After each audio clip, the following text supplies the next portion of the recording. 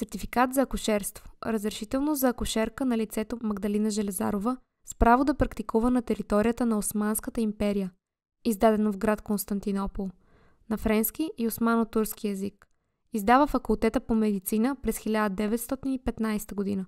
С подписите на директора на факултета и на секретаря. Документът е предаден на музея в края на 60-те години на 20 век от доктор Георги Тишинов. Платени са 100 пиастъра за извършения превод.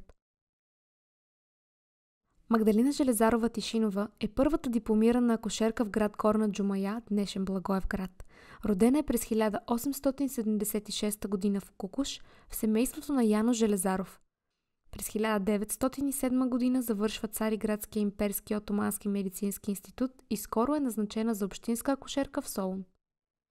След Първата световна война, Магдалина Железарова и семейството й са принудени да напуснат Солун и през 1920 година се установяват в Горна Джумая, където работи в градската амбулатория, създадена от първия български лекар доктор Пери Калджогов.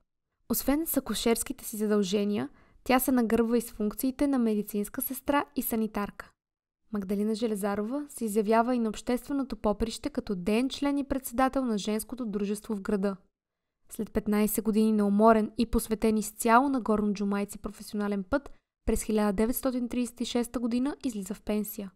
Последните години от живота си Магдалина Железарова прекарва в София, в дома на своя син доктор Георги Тишинов, до смъртта си през 1952 година.